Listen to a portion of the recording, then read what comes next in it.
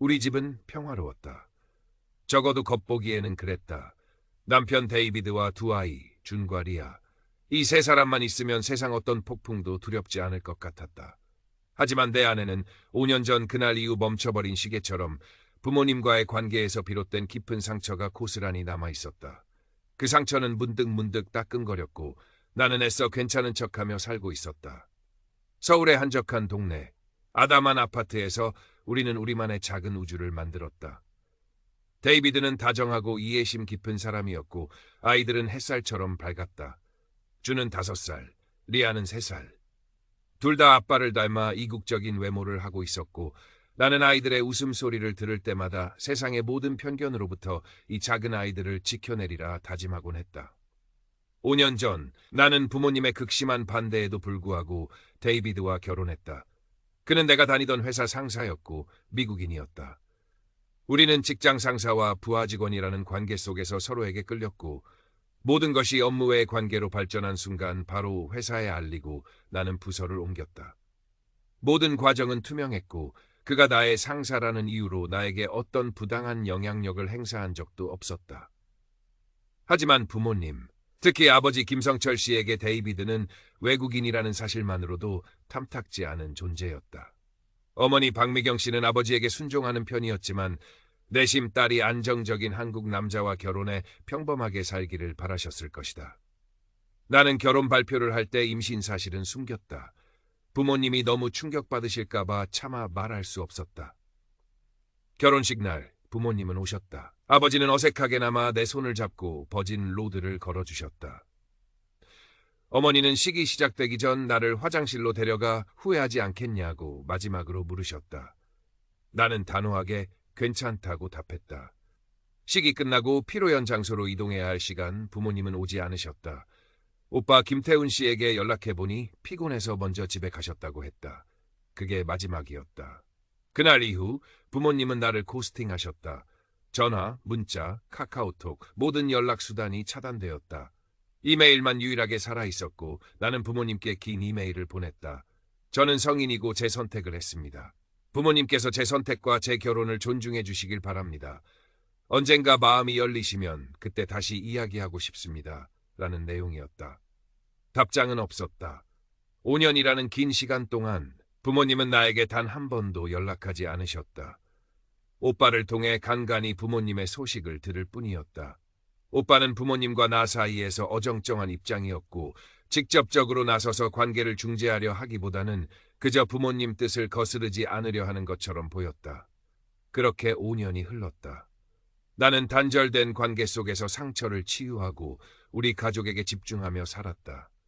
부모님에 대한 그리움과 원망, 왜 나를 버렸을까 하는 의문이 뒤섞여 나를 괴롭혔지만 사랑하는 남편과 아이들이 있었기에 버틸 수 있었다. 결혼 5주년이 되던 날 나는 용기를 내어 소셜미디어에 가족 사진과 아이들 사진을 올렸다. 데이비드와 함께 찍은 사진, 그리고 준과 리아가 활짝 웃는 사진 몇 장. 결혼 5주년, 우리 가족 사랑해 라는 해시태그와 함께 짧은 글을 덧붙였다. 별다른 의미는 없었다. 그저 우리 가족의 행복한 순간을 기록하고 싶었을 뿐이었다. 며칠 후 휴대폰에 알 수 없는 번호로 문자 메시지가 왔다. 무심코 열어본 문자는 나를 얼어붙게 만들었다. 지연아, 아빠다. 내 페이스북 봤다. 아이들이 있었구나. 몰랐다. 아이들이 보고 싶다. 언제 볼 수 있겠니? 지연아, 엄마다. 왜 이제야 알았을까? 이렇게 예쁜 손주들이 있는 줄 몰랐다. 너무 보고 싶다. 언제 우리 집에 올 수 있겠니? 5년 만이었다. 5년 동안 단 한 번도 연락 없던 부모님에게서 온 문자였다.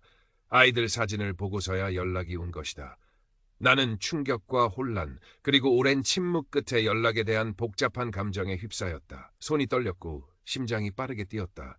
문자를 받고 며칠 밤을 설쳤다. 부모님은 몇 차례 더 문자를 보내셨다. 왜 답이 없냐? 언제쯤 시간 괜찮냐? 아이들이 정말 보고 싶다는 내용이었다. 그들의 문자에는 나에 대한 걱정이나 안부보다는 오직 아이들, 손주에 대한 이야기뿐이었다. 5년 동안 딸의 결혼 생활이나 안부는 전혀 궁금해하지 않다가 손주의 존재를 알게 되자마자 이렇게 적극적으로 연락해오는 모습에 씁쓸함과 분노가 치밀어 올랐다. 데이비드는 나의 복잡한 심경을 눈치채고 조심스럽게 물었다.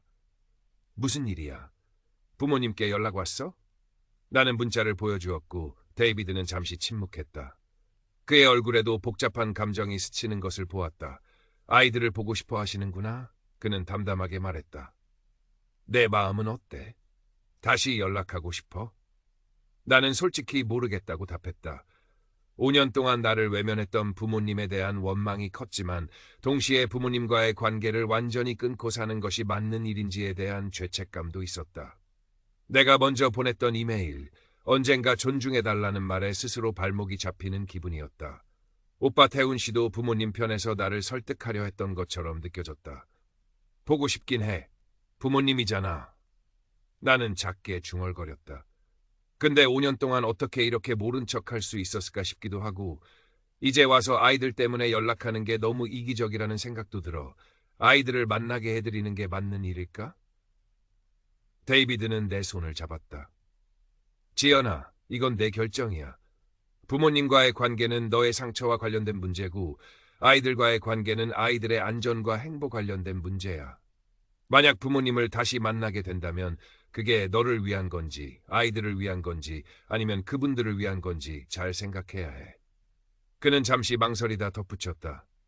그리고 그분들이 나를 어떻게 생각하시는지도 분명히 해야 할 문제고. 그의 마지막 말에 나는 마음이 아팠다. 부모님의 편견이 데이비드에게도 상처가 될 수 있다는 사실을 잊고 있었다. 고민 끝에 나는 오빠 태훈 씨에게 연락했다. 부모님이 내게 연락해온 사실을 알리고 부모님의 진짜 속마음이 무엇인지 물었다. 태훈 씨는 부모님이 정말 손주들을 보고 싶어 하시는 것 같다고 거듭 강조했다. 아무래도 나이가 드셔서 그런가 봐. 옆집 누가 손주 자랑하는 거 보고 부러워하시기도 하고 너한테 미안한 마음도 있으실 거야. 5년 동안 연락 안 한 게 후회되신다고 하더라고. 나는 오빠의 말을 완전히 믿을 수는 없었지만 아주 작은 희망의 불씨가 살아나는 것을 느꼈다. 5년이라는 시간이 부모님을 변화시켰을지도 모른다는 기대. 오빠가 말한 미안한 마음이 진심이라면 어쩌면 관계를 다시 시작할 수도 있지 않을까 하는 생각. 데이비드와 다시 상의한 끝에 우리는 부모님에게 화상통화를 제안하기로 했다. 직접 만나기 전에 먼저 이야기를 나눠보는 것이 좋겠다고 판단했다. 부모님은 화상통화 제안에 즉시 응하셨다. 약속된 시간이 다가올수록 나는 좀 더 긴장되었다. 5년 만에 마주할 부모님의 얼굴, 어떤 이야기를 하게 될까? 그분들은 정말 변했을까? 아니면 여전히 그때 그 모습일까? 불안감과 함께 아주 작은 기대감, 그리고 다시 상처받을지도 모른다는 두려움이 뒤섞였다. 데이비드는 내 곁에서 묵묵히 손을 잡아주었다. 약속된 시간에 우리는 노트북 앞에 앉았다. 화면이 연결되고 부모님의 얼굴이 나타났다. 5년 전보다 조금 더 나이가 드신 모습이었지만 여전히 내가 기억하는 그대로였다. 아버지 김성철 씨는 고집스러워 보이는 인상이었고 어머니 박미경 씨는 어딘가 불편해 보이는 표정이었다. 어색한 침묵이 흘렀다. 먼저 어머니가 입을 여셨다. 지연아, 오랜만이구나. 목소리가 떨렸다. 아버지도 어색하게 고개를 끄덕이셨다. 나는 애써 미소 지으며 인사했다. 네, 안녕하세요. 부모님은 곧바로 아이들 이야기로 넘어갔다. 준이랑 리아 사진 봤다. 어쩜 그렇게 예쁘니? 아빠를 닮았네. 어머니가 말씀하셨다. 아버지도 손주들이 이렇게 큰 줄도 모르고 다 우리 잘못이다라고 말씀하셨지만 그 말에는 진심 어린 후회보다는 의례적인 느낌이 강했다. 그들은 계속 아이들 이야기만 꺼내며 언제 아이들을 직접 볼 수 있냐고 재촉했다. 나는 아이들 이야기 대신 5년 전 그날의 이야기를 꺼내야만 했다. 결혼식 날 왜 피로연애 오지 않고 그냥 가신 거예요? 그리고 왜 5년 동안 연락 한 번 없으셨어요? 목소리가 떨렸지만 나는 용기를 냈다. 아버지가 대답하셨다. 그때 내 남편이 외국인이라 좀 그랬다. 네가 상사한테 속아서 결혼하는 건 아닌가 걱정도 되고 우리가 생각했던 내 결혼 상대랑 너무 달랐으니까 피로연 자리에 있으면 우리가 보기 불편할 것 같아서 그냥 온 거다. 그의 말에는 데이비드에 대한 노골적인 불만과 편견이 담겨 있었다. 어머니가 덧붙이셨다. 그리고 네가 이메일 보냈잖아. 내 선택 존중해달라고. 우리가 너한테 어떻게 대해야 할지 모르겠더라. 너무 미안하고 수치스러워서 연락할 수가 없었다. 네가 화 많이 났을 텐데 수치심 때문에 연락할 수 없었다는 말. 5년 동안 딸에게 연락하지 않은 이유가 수치심이라니. 나는 어이가 없었다. 그들의 말 어디에도 나에 대한 걱정이나 사랑은 느껴지지 않았다. 오직 자신들의 감정, 자신들의 체면, 자신들의 편견에 대한 이야기뿐이었다. 나는 부모님의 변명에 대해 이야기하려 했지만 옆에 있던 데이비드가 먼저 입을 열었다. 그는 차분하지만 단호한 목소리로 말했다. 한국어가 유창하지는 않았지만 그의 말 한마디 한마디에는 진심이 담겨 있었다. 아버님, 어머님, 저는 지연 씨를 속이거나 이용한 적 없습니다. 저희는 서로 사랑해서 결혼했고 지금도 행복하게 살고 있습니다.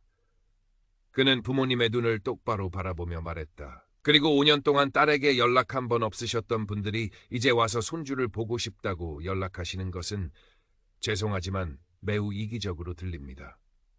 지연 씨가 그동안 얼마나 힘들었을지 생각해 보셨습니까? 데이비드의 말에 아버지 김성철 씨의 얼굴이 순식간에 붉어졌다. 그는 데이비드를 노려보며 격분한 목소리로 소리를 지르기 시작했다. 내가 뭔데 우리 가족 일에 끼어드냐? 어딜 감히 사위랍시고 나서서 훈계질이야. 그의 목소리에는 노골적인 적대감과 경멸이 담겨 있었다. 그리고 곧이어 충격적인 말이 터져나왔다.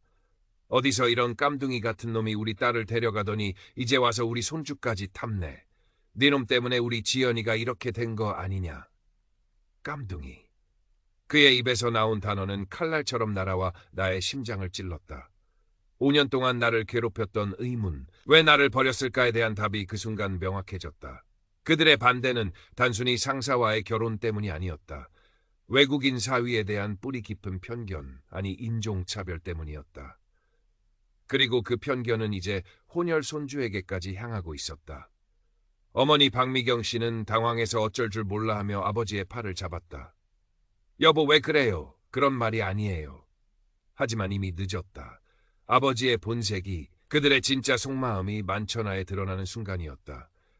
데이비드는 아버지의 인종차별적 발언에 충격을 받은 듯 잠시 말을 잇지 못했다. 하지만 이내 그의 눈빛이 차갑게 변했다. 아버님, 방금 뭐라고 하셨습니까? 그의 목소리는 낮았지만 분노가 느껴졌다. 나는 더 이상 이 상황을 보고 있을 수 없었다. 5년 동안 관계 회복에 대한 아주 작은 희망이라도 품었던 내가 어리석었다는 생각이 들었다. 이 사람들은 변하지 않았다. 아니, 오히려 더 악화된 것 같았다. 나의 행복보다 자신들의 편견과 체면을 우선시하는 이기적인 사람들. 심지어 나의 남편, 아이들의 아버지에게 인종차별적인 욕설을 퍼붓는 사람들이었다. 이런 사람들에게 나의 아이들을 보여줄 수는 없었다.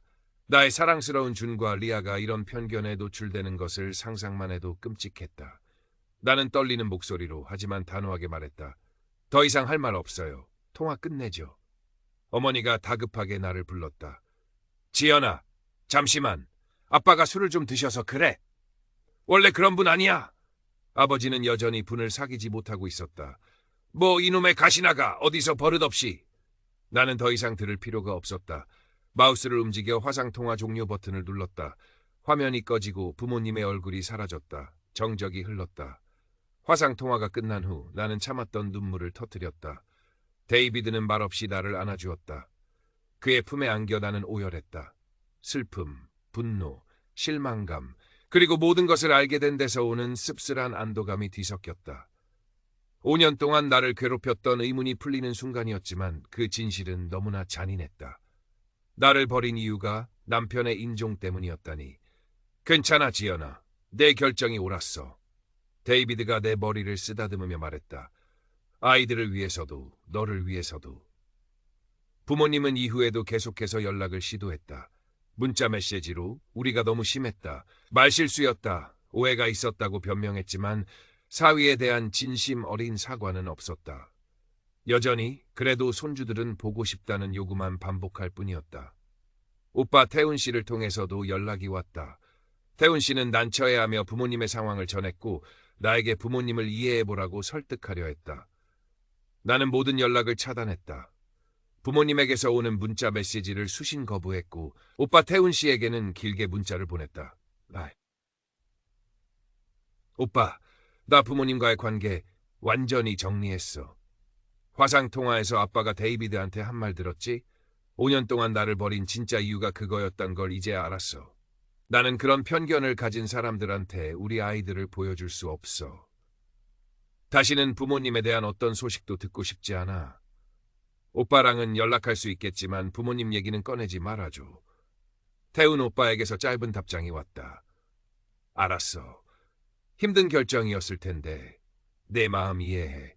그렇게 나는 부모님과의 관계에 종지부를 찍었다. 5년의 침묵, 그리고 짧은 화상통화 끝에 찾아온 영원한 단절이었다. 슬프고 아팠지만 동시에 홀가분한 기분도 들었다. 더 이상 부모님의 인정이나 사랑을 갈구하며 상처받을 일이 없다는 사실에 안도했다. 물론 부모 없는 삶이 완벽하게 평화롭지만은 않을 것이다.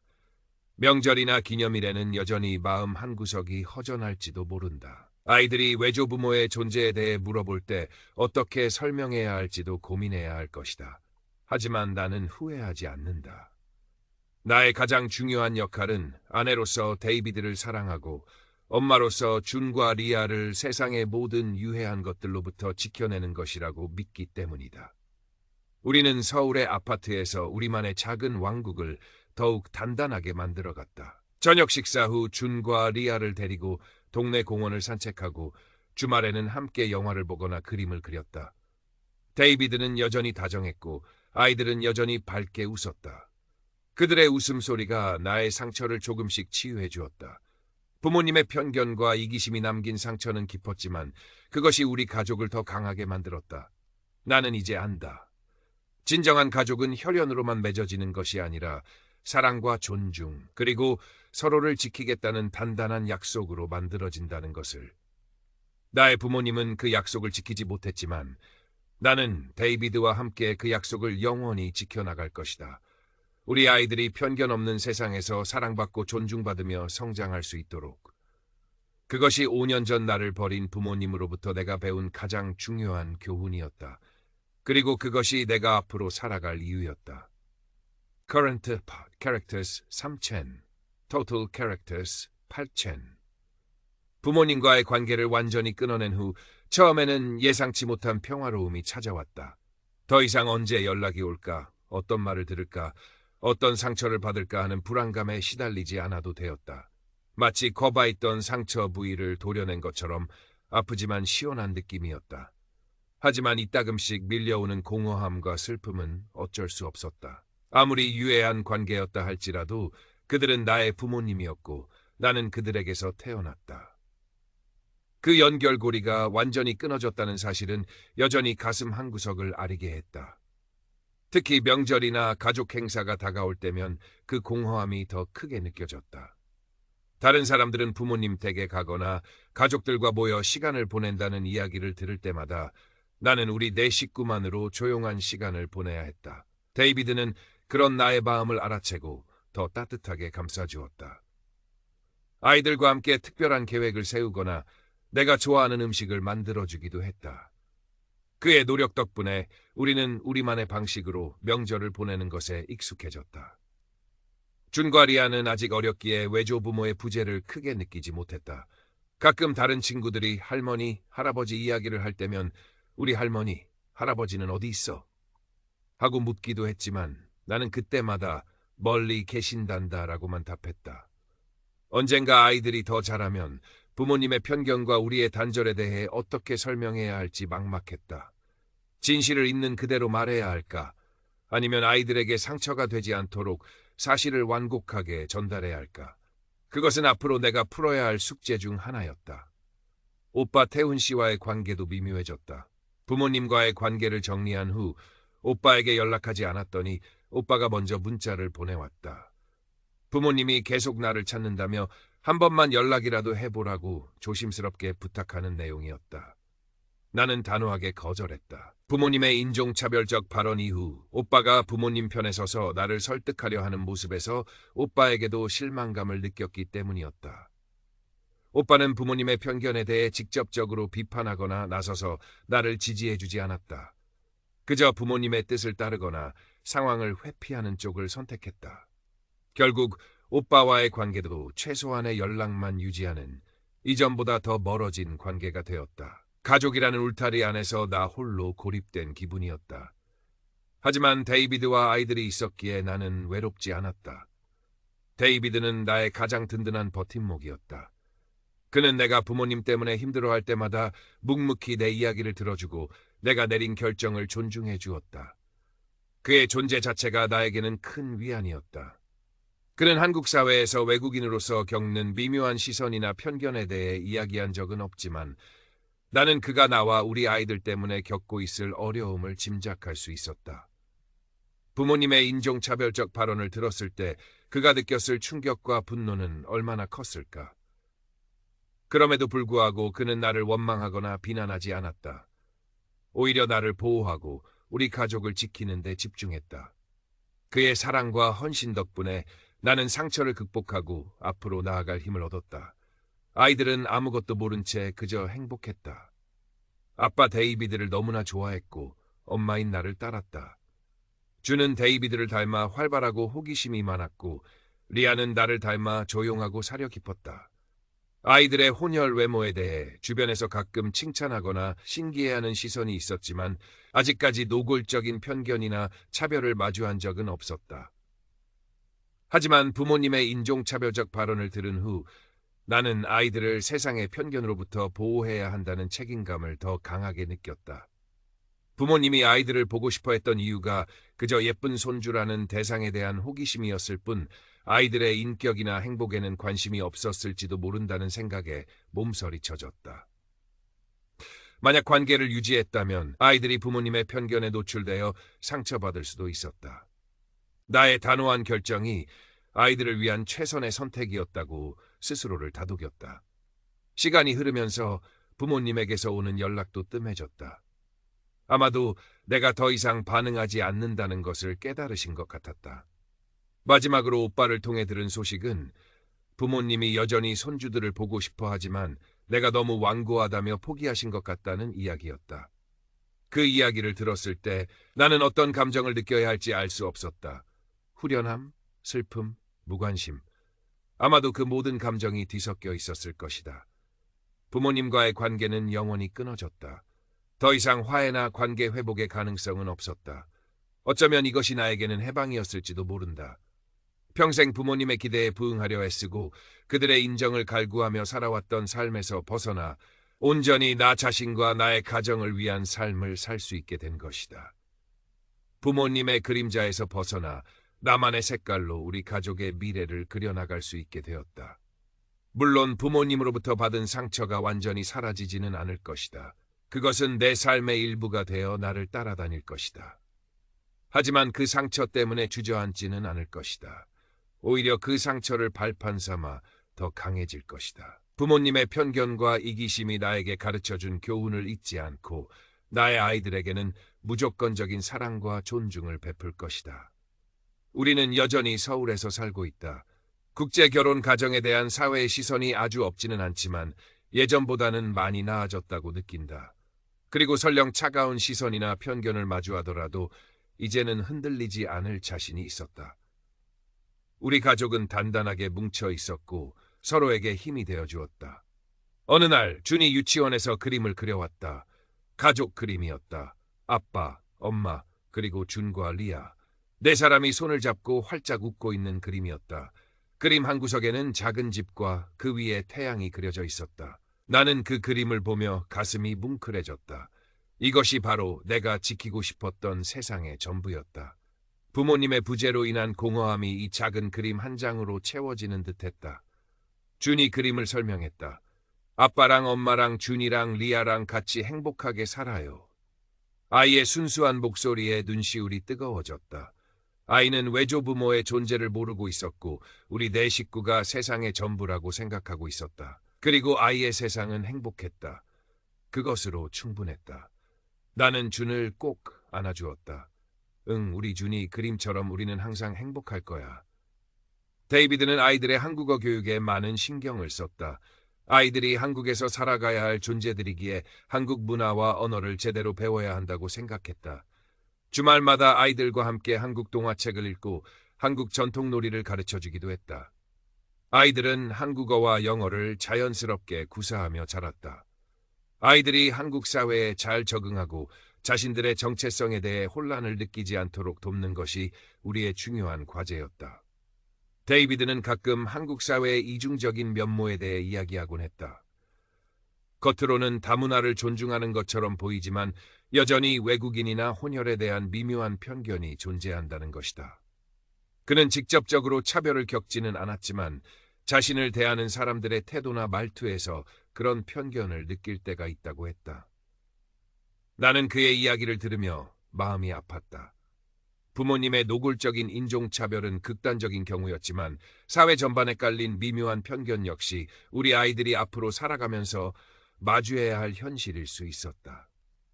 나는 아이들에게 세상에는 다양한 사람들이 있고 서로 다른 모습과 문화를 가지고 있다는 것을 자연스럽게 가르쳐 주려 노력했다. 피부색이 다르다고 해서, 사용하는 언어가 다르다고 해서, 살아온 방식이 다르다고 해서 틀린 것이 아니라는 것을 알려주고 싶었다. 우리 가족처럼 서로 다른 배경을 가진 사람들이 만나 사랑하고 가정을 이루는 것이 얼마나 아름다운 일인지 아이들이 스스로 느낄 수 있도록 돕고 싶었다. 5년 전 부모님은 나의 결혼을 실패라고 생각하셨을 것이다. 그들의 기준에서 벗어난 정상적이지 않은 결혼이라고 치부하셨을 것이다. 하지만 나는 우리의 결혼이 실패가 아니라고 믿었다. 오히려 부모님의 좁은 시야와 편견 때문에 그들이 진정한 행복과 가족의 의미를 놓치고 있는 것이라고 생각했다. 그들은 딸의 행복보다 자신들의 체면과 편협한 가치관을 지키는 것을 선택했고 그 결과 사랑하는 딸과 손주들을 잃었다. 그것이야말로 진정한 실패가 아닐까. 나는 더 이상 부모님을 원망하지 않았다. 원망할 힘조차 남아있지 않았다.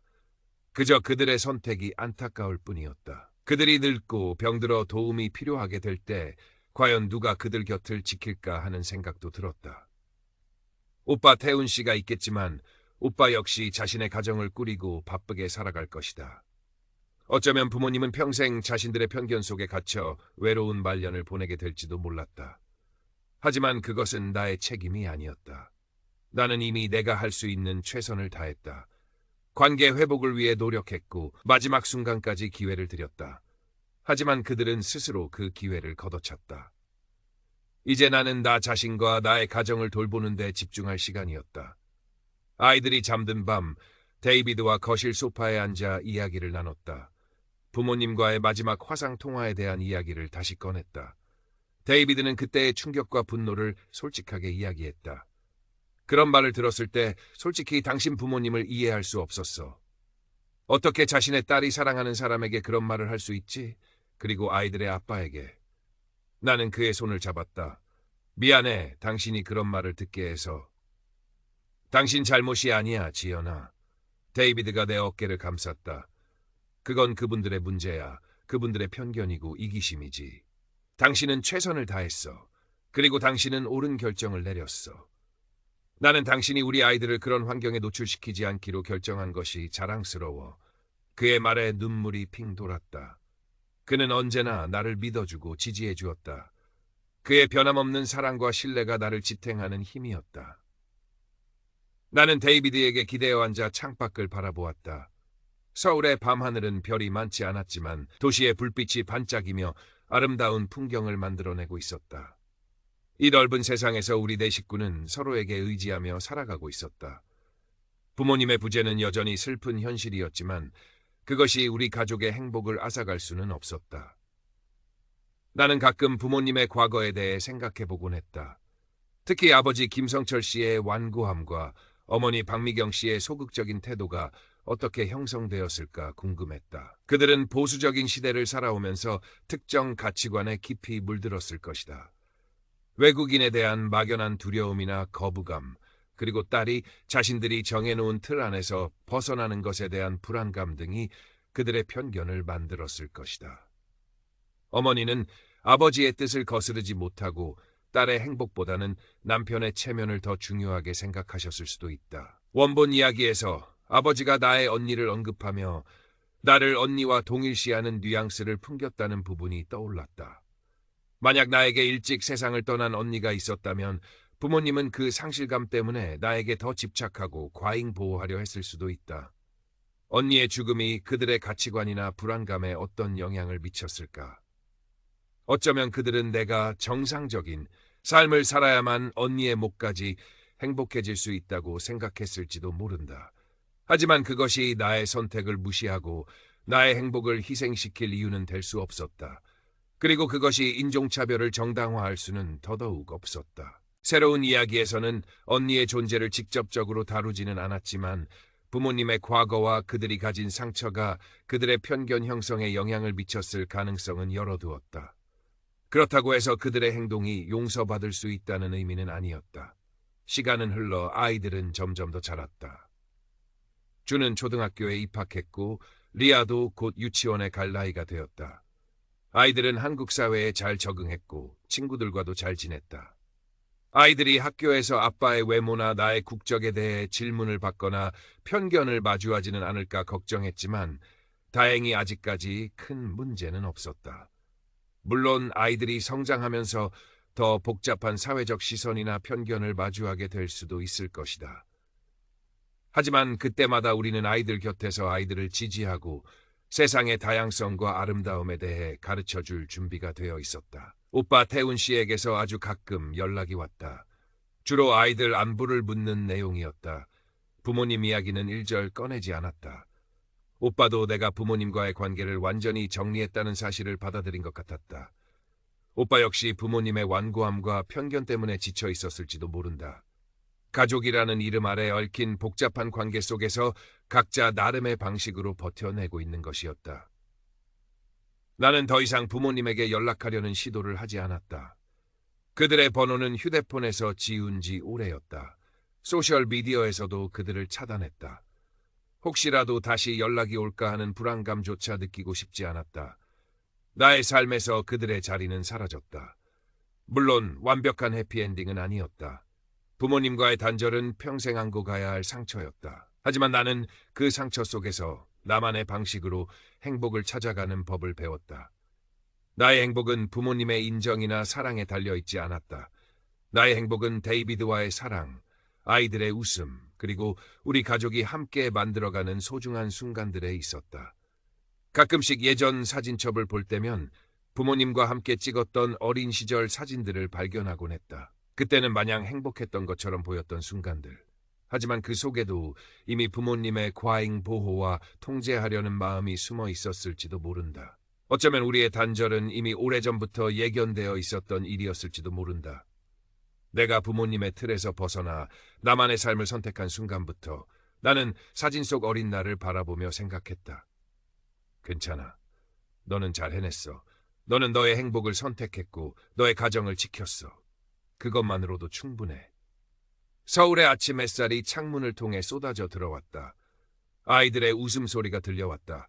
데이비드가 부엌에서 아침 식사를 준비하는 소리도 들렸다. 평범하고 소중한 우리의 일상이었다. 나는 자리에서 일어나 아이들에게로 향했다. 아이들의 작은 손을 잡고 아이들의 눈을 바라보며 말했다. 사랑해, 우리 아가들. 아이들은 환하게 웃으며 내게 안겼다.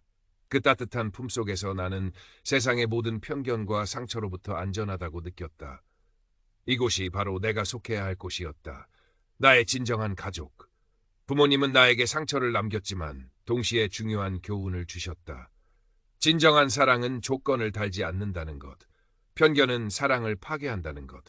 그리고 자신과 사랑하는 사람들을 지키기 위해서는 때로는 단호한 결정을 내려야 한다는 것. 나는 그 교훈을 가슴에 새기고 앞으로 나아갈 것이다. 나의 아이들이 편견 없는 세상에서 사랑받고 존중받으며 자신들의 꿈을 펼칠 수 있도록 최선을 다할 것이다. 그것이 나의 부모님께 드릴 수 있는 마지막 대답이자 나의 새로운 삶의 시작이었다. 몇 년이 더 흘렀다. 주는 10살이 되었고 리아는 8살이 되었다. 아이들은 학교 생활에 잘 적응했고 친구들과도 잘 어울렸다. 아이들이 혼혈이라는 이유로 따돌림을 당하거나 놀림을 받는 일은 다행히 없었다. 물론 아이들의 외모에 대해 호기심을 보이거나 질문하는 사람들은 있었지만 대부분은 선의에서 비롯된 것이었다. 나는 아이들에게 우리의 가족 구성이 특별하다는 것을 숨기지 않았다. 아빠는 미국 사람이고 엄마는 한국 사람이며 우리는 서로 다른 문화를 존중하며 살아간다고 설명해 주었다. 아이들은 자신들의 이중 언어 능력과 두 가지 문화적 배경을 가진 것을 자랑스럽게 생각하는 것처럼 보였다. 그것만으로도 나는 충분히 감사했다. 데이비드는 한국 생활에 완전히 정착했다. 그는 한국 문화를 사랑했고 한국 사람들과도 잘 지냈다. 가끔씩 한국 사회의 보수적인 면이나 외국인에게 여전히 존재하는 유리천장에 대해 이야기할 때도 있었지만 그는 대체로 긍정적이고 낙천적인 사람이었다. 그는 나의 부모님에 대한 이야기를 먼저 꺼내는 법이 없었다. 하지만 내가 혹시라도 부모님 때문에 마음이 힘들까봐 늘 나를 살피고 배려해 주었다. 그의 변함없는 사랑과 지지가 없었다면 나는 아마 무너졌을지도 모른다. 오빠 태훈 씨와는 1년에 한두 번 정도 연락하는 사이가 되었다. 주로 명절에 형식적인 안부를 묻거나 아이들 생일 때 선물을 보내주는 정도였다. 부모님 이야기는 여전히 금기였다. 오빠에게서 들은 부모님의 마지막 소식은 두 분 모두 건강하시다는 것뿐이었다. 오빠도 자신의 가정을 꾸리고 아이를 낳았다는 소식을 들었다. 나는 오빠의 아이에게 작은 선물을 보내주었지만 직접 만나지는 않았다. 부모님과의 관계가 끊어지면서 오빠와의 관계도 자연스럽게 멀어진 것이다. 가족이라는 이름으로 억지로 묶여있던 관계들이 하나둘씩 제자리를 찾아간다고 생각했다. 부모님에게서 오는 연락은 완전히 끊겼다. 더 이상 문자 메시지도 전화도 오빠를 통한 간접적인 연락도 없었다. 그들은 정말로 나를 포기한 것 같았다. 아니, 어쩌면 그들은 손주를 보고 싶다는 욕구만 충족되지 않자 더 이상 나에게 미련을 두지 않은 것일 수도 있었다. 그들의 사랑은 조건적이었고 그 조건이 충족되지 않자 쉽게 포기하는 종류의 사랑이었을지도 모른다. 그 생각을 하니 다시 한번 씁쓸함이 밀려왔지만 더 이상 가슴 아프지는 않았다. 이미 예상했던 일이었고 이미 받아들인 현실이었기 때문이다. 나는 부모님의 5년간의 침묵과 인종차별적 발언이 나에게 남긴 상처를 완전히 지울 수는 없었다. 하지만 그 상처는 나를 더 단단하게 만들었다. 나는 나 스스로를 믿는 법을 배웠고 나의 가정을 지키는 것의 중요성을 깨달았다.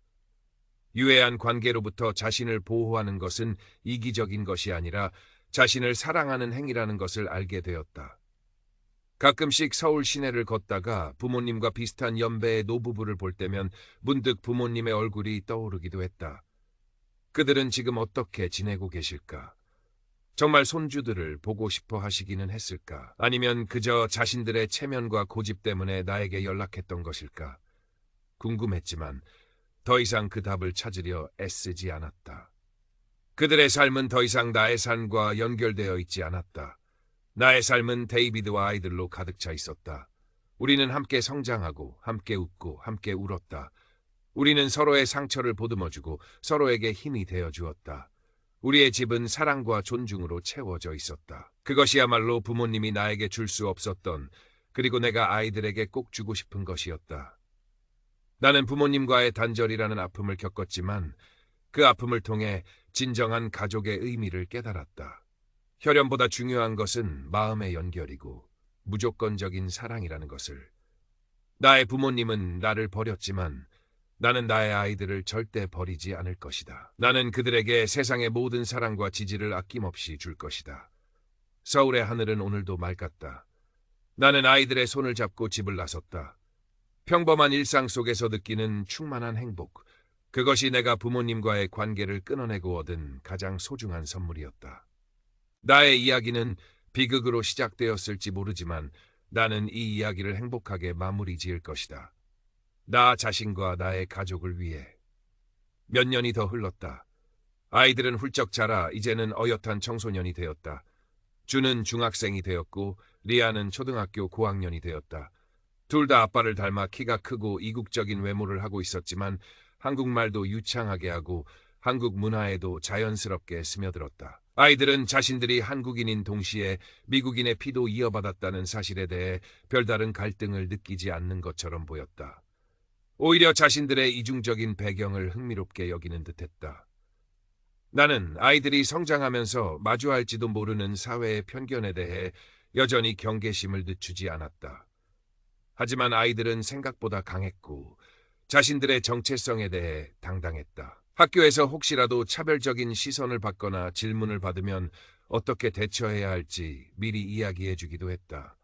아이들은 나의 이야기를 진지하게 들었고 자신들은 그런 편견에 흔들리지 않을 것이라고 말했다.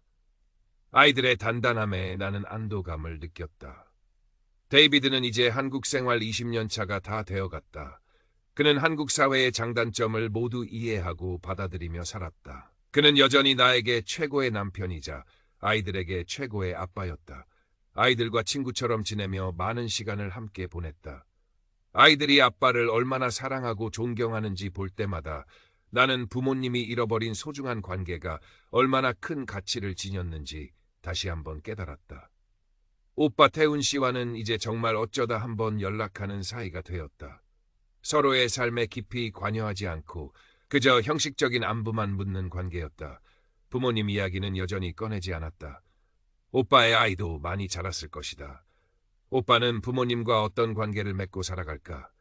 부모님의 편견은 오빠의 가정에도 영향을 미칠까? 궁금했지만 더 이상 알려고 하지 않았다. 그것은 오빠의 삶이었고 오빠가 스스로 해결해야 할 문제였다. 부모님은 이제 정말 나의 삶에서 완전히 지워진 존재가 되었다. 더 이상 그들을 떠올릴 때마다 가슴이 아프거나 분노가 치밀어 오르지는 않았다. 그저 멀리 있는 나와는 상관없는 사람들처럼 느껴졌다. 5년이라는 긴 침묵, 그리고 마지막 화상통화에서의 충격적인 발언. 그것으로 우리의 관계는 완전히 끝났다. 미련도 후회도 더 이상의 기대도 없었다. 나는 부모님에게서 물려받은 상처를 나의 아이들에게 대물림하지 않기 위해 노력했다. 나의 아이들이 조건 없는 사랑 속에서 자신들의 모습 그대로 존중받으며 성장할 수 있도록 최선을 다했다. 아이들은 사랑을 받을 줄 알았고 사랑을 나눌 줄 아는 아이들로 자랐다. 그것이 내가 부모님에게서 받은 상처를 치유하는 가장 확실한 방법이었다. 우리의 집은 여전히 서울의 한 동네에 있었다. 그 집은 우리 가족의 안식처이자 사랑과 행복이 넘치는 공간이었다. 아이들이 학교에서 돌아와 제잘거리는 소리, 데이비드와 함께 저녁 식사를 준비하며 나누는 대화, 주말에 거실에 모여 앉아 함께 영화를 보는 시간들. 그 모든 순간들이 나에게는 세상 가장 소중한 보물이었다. 나는 가끔씩 5년 전 부모님에게서 처음 문자가 왔던 날을 떠올리곤 했다. 그때 내가 만약 부모님의 연락에 흔들려 관계 회복을 시도하고 그들의 편견을 애써 외면하며 아이들을 보여주었다면 어떻게 되었을까 상상해 보았다. 아마 아이들은 상처받았을 것이고 나의 가정도 흔들렸을 것이다. 나의 단호한 결정이 옳았음을 다시 한번 확신했다. 나의 이야기는 어쩌면 특별하지 않을 수도 있다. 세상에는 부모와의 관계에서 상처받고 단절된 사람들이 많을 것이다. 하지만 나의 이야기가 누군가에게 작은 위로가 되거나 유해한 관계 속에서 용기를 내어 자신을 지키려는 사람들에게 힘이 될 수 있다면 좋겠다고 생각했다. 진정한 가족은 완벽하지 않을 수 있다. 상처를 주고받기도 하고 실망하기도 한다. 하지만 중요한 것은 서로를 향한 사랑과 존중, 그리고 어떤 어려움 속에서도 서로의 편이 되어주는 마음이다.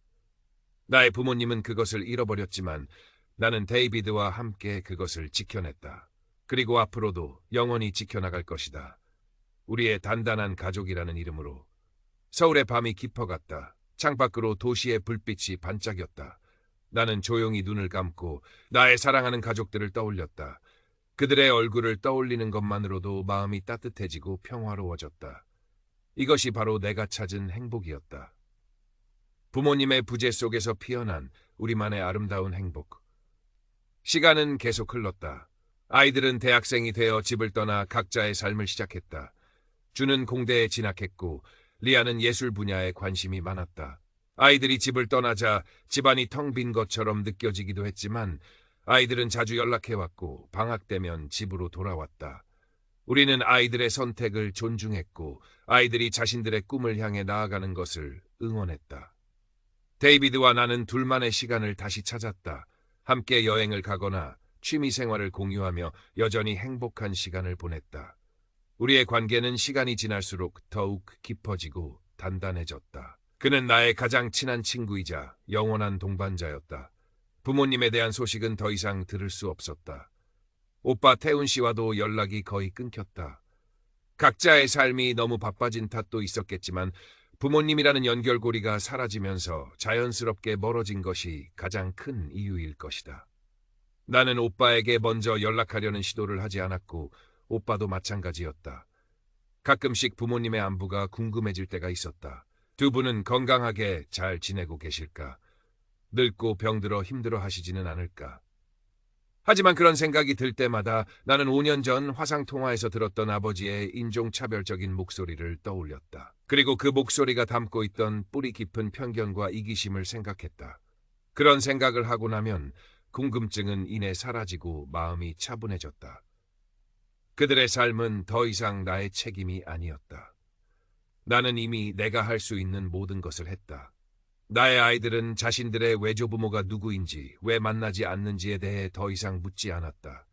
어릴 때 잠깐 물어본 적은 있었지만 내가 명확한 답을 해주지 않자 더 이상 궁금해하지 않는 것 같았다. 아니면 이미 어렴풋이 짐작하고 있을지도 모른다. 아이들이 원한다면 언젠가는 부모님에 대한 진실을 이야기해 줄 생각이었다. 하지만 아이들이 먼저 원하지 않는 한 굳이 아픈 과거를 들춰내고 싶지는 않았다. 아이들은 외조부모의 부재 속에서도 충분히 사랑받고 행복하게 자랐다. 그것으로 충분했다.